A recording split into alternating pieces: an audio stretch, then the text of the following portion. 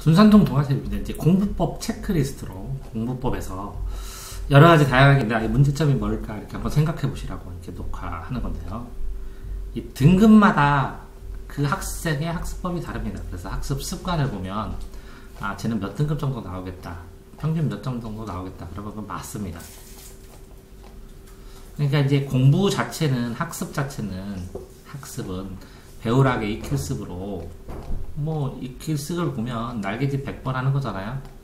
이렇게 100번을 해서 습관이 만들어지면 이 습관이 꼭 그냥 공부의 등급이 됩니다. 근데 이제 그러면 학습법이 왜 다르냐? 학습법 중에서 학습 방법 중에서 뭐가 많이 다르냐?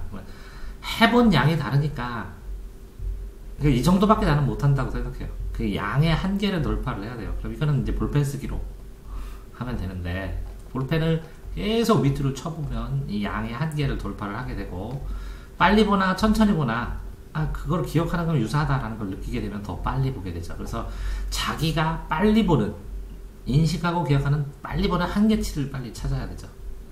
두 번째는 이제 의지나 절실함이 다릅니다.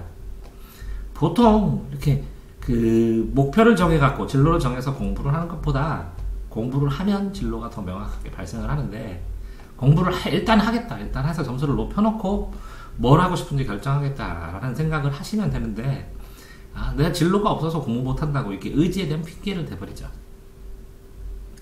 그렇게 되니까 이제 오랫동안 이렇게 상황이 이렇게 해본 양하고 이런 실력 차이를 보면 속도 차이가 실력 타입이다. 속도가 빨라요. 실력 있는 애들은 팍팍팍 풀고, 속도가 늦어요. 안 해본 애는. 이게 뭐라고요? 이게 훈련의 양이에요. 훈련의 양. 반복의 부족에 따라서 훈련의 양이 많이 되니까 빠를 뿐이에요. 나보다 더 똑똑한 건 아니고, 훈련을 많이 했으니까 익숙하죠. 생활의 달인처럼 공부의 달인이 되는 거죠.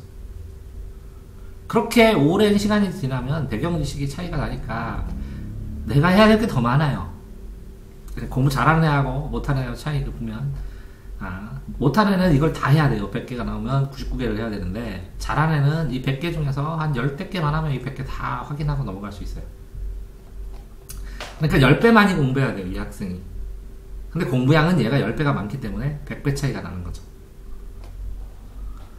자, 이렇게 되었을 때 이 학생들이 그러면 이거 돌파하는 방법에 관심을 가져야 되는데 몰라요. 공부법, 오답 정리하는 방법도.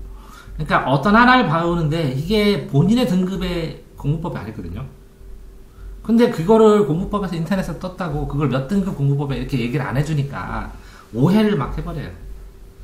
그리고 공부 방법도 실제적으로 알려주긴 하는데 별 관심 없어요. 그런 게 있구나 하고서 자기 방법대로 해요. 이게 뭐라고요? 고정관념, 편견, 고집, 이런 게 굉장히 세요.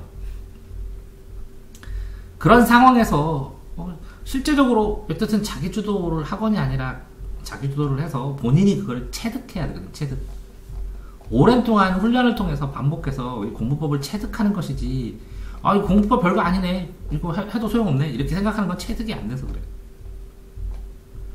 거기다가 이 학생들이 생각하는 이 실력도 그렇고 해본 양도 그렇고 이거 의지도 약하고, 그러니까 한계치가 딱 걸리면 좌절되고 거부하고 두려움이고, 이걸 한계를 돌파를 하거든요. 마치 이렇게 컵 안에다가 벼룩을 져놓고 종이로 막으면 이렇게 몇 번 뛰다가 걸리잖아요. 그러면 이거를 싹 종이를 치워도 안 벗어난대요. 더 이상 안 뛴대요.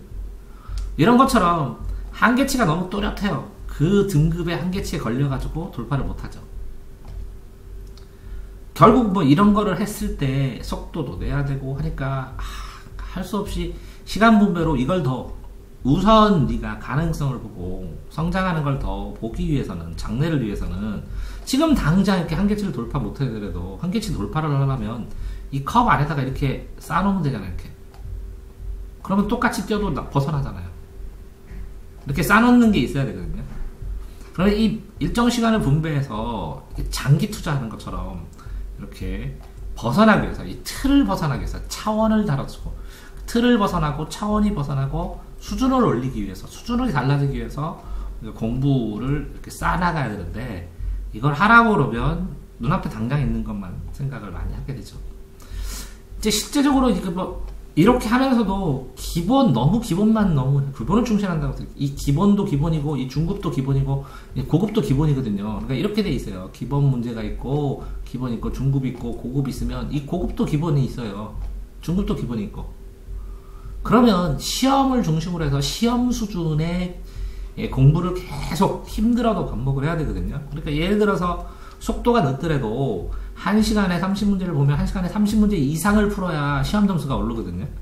근데 1시간에 10문제 공부하고 저는 어려워서 10문제만 했어요. 이런 식으로 변명을 해요. 무슨 얘기냐면 아이들이 3등급 정착하면 그 다음에 2등급, 1등급 문제를 풀어야 되는데 너무 많이 틀리니까 기분 나쁘니까 도전을 안 한다고. 도전 자체가 없이 3등급에 계속 머무니까 3등급 맞는 거고, 도전 자체가 없이 계속 쌤만 풀으니까 4등급 맞는 거고, 도전 안 하고 문제집 한 권만 푸니까 문제집을 5, 6, 7, 8권, 10권을 풀면 점점점 가속도가 돼가지고 처음에 3권까지만 묻지 나머지는 순식간에 풀고 빨리 풀러가지거든요. 이게 가속도를 모르고 도전을 못해요.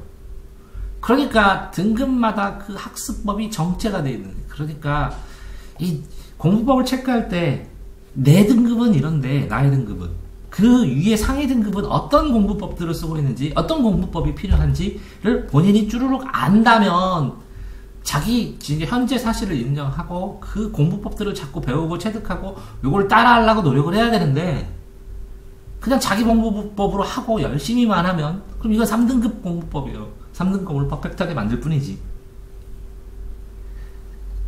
이건 2등급 공부법이에요. 1등급 공부법은 이것까지 해야 돼요. 그러면 어떤 애가 있어요. 5등급인데 이렇게도 하고 이렇게도 하고 4등급 공부법, 3등급, 2등급, 1등급 다 가르쳐주면 포기해요.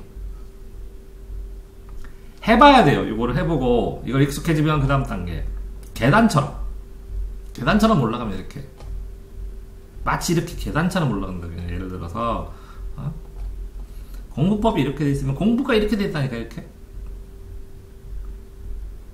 점점 어려질 뿐이에요. 이 계단 이거를 익숙하게 돼야 이걸로 올라가는 거고, 이 방법을 익숙하게 돼야 이걸 올라가는.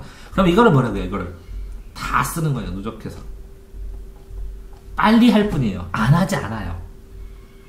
이 4, 5등급 하는 걸 이걸 순식간에 하는 것 뿐이에요. 왜? 얘네들은 이걸 선행으로 이렇게 다 쌓아놓든지 그 전에 경험으로 이렇게 다 쌓아놨으니까 이걸 순식간에 쌓아놓고 올라간다고. 그러니까 결국은 뭐라고요? 등급마다 학습법이 달라요. 이런 여러가지 이유로. 그러니까 한꺼번에 등급을 올리려면 요걸 한꺼번에 해야 돼요. 그러니까 본인의 방법하고 전혀 안 맞아요. 그러니까 변화시키는 게 어려워요. 그래서 야금야금 이거 해봐, 이거 해봐, 이거 해봐. 여러가지 해봤죠, 이번 방학 동안에. 그러면 지금 본인이 중학생이지만 공부법 몇 등급 배웠냐? 한 4등급, 3등급 공부법까지 배운 거예요. 왜? 수학을 다 풀어야 그 다음 푸는 걸 하고 다음 책을 나가는 걸 해주고, 영어를 다 풀어야 그 다음에 문제 정리하는 걸 해주고 오답 정리를 해주고, 국어를 다 풀어야 이걸 문제를 풀고 접근하는 방법을 가르쳐주는 거 아니에요. 이해되세요? 그래서 등급마다 공부법, 학습법은 다릅니다. 그게 아이들이 등급을 맞는 이유입니다. 그 등급을 맞는.